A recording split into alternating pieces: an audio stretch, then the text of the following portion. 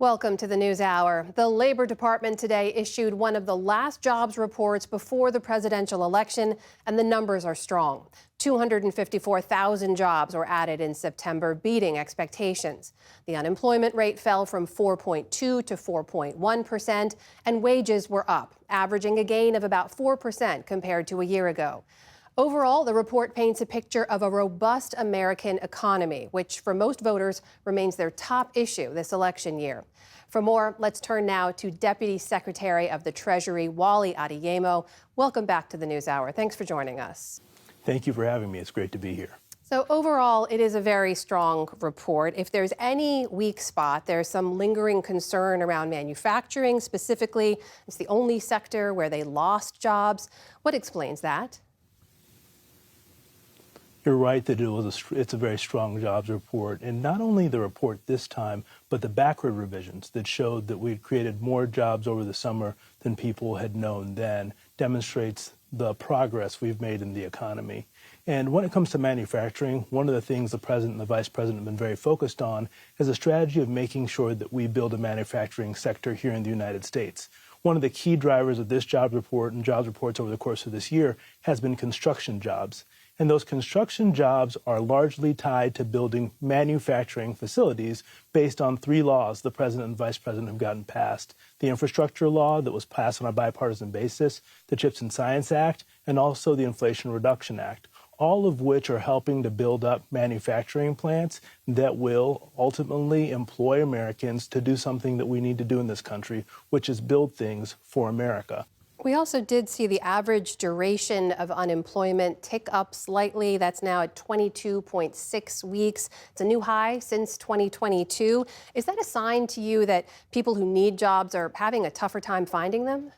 The view of the economy, when you look at it now, is that people who want jobs have been able to find jobs in this economy. But in addition to the 16 million jobs that have been created during the Biden-Harris administration, we've seen a number of Americans decide to start their own businesses at a record number.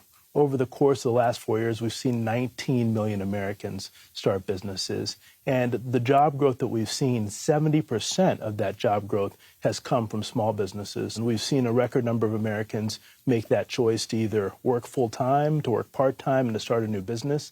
We've also seen inflation continue to tick down. It's been on a real journey over the Biden administration. When you look at all of those years, it is now down to 2.5%, way down from that high of 9.1% we saw back in 2022. It's fair to say there is some uncertainty on the horizon, though, correct? I mean, you saw crude oil prices spike yesterday around uncertainty in the Middle East, for example. So I'm curious, what are you tracking most closely that you think could cause price increases and maybe cause inflation to go up again?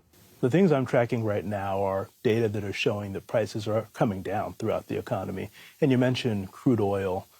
Today, the price of gas around the country averages $3.18. At the beginning of the year, it was closer to $4. We're also seeing prices at stores come down for select goods as well. Ultimately, one of the things we have to do is continue to make that progress by working to help to make sure that supply chains stay robust, and we're able to do that. And the end of the strike yesterday by dock workers will ensure that goods can not only get to consumers, but important goods can get to those Americans who are suffering because of the hurricane that happened. Is there any uncertainty that you're tracking that gives you concern about inflation turning around, though? We want to be frank that while we've made a great deal of progress since the pandemic, prices for Americans in certain areas remain too high. That's why we're focused on trying to reduce the cost of health care through what we've done in terms of reducing the cost of insulin to $35 and also reducing the cost of medication for Americans. Taking steps to do those things are going to be important to making sure that we continue to make the progress we've made in not just bringing down inflation, but bringing down the prices of things for Americans. But one of the things that gives me confidence that we can do these things is the fact that we're seeing wages grow faster than inflation today. And as long as we continue that progress in terms of prices coming down, and wages going up, I feel very confident about the American economy. Can I just put to you what we found from our latest PBS News poll as well? Because the economy is the top issue for Americans right now. Some 68% of those polled said that they think the economic conditions in America right now are fair or poor. Only about 32% said that the nation's economy is excellent or good. What, in your view, is behind that pessimism right now, and what will it take for that to shift? As I mentioned earlier, if you look back just 4 years ago, the American economy was in a far different place. We were in a place where we had almost 15% unemployment just over 4 years ago, where we had 2.5 million construction and manufacturing workers out of work because of a global pandemic.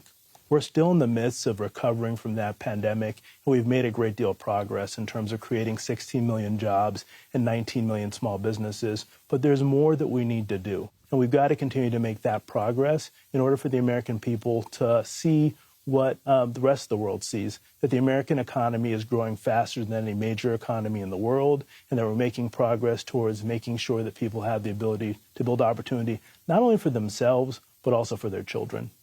That is the Deputy Secretary of the Treasury, Wally Adeyemo, joining us tonight. Mr. Deputy Secretary, thank you for your time. Good to speak with you. Thank you for having me. Take care.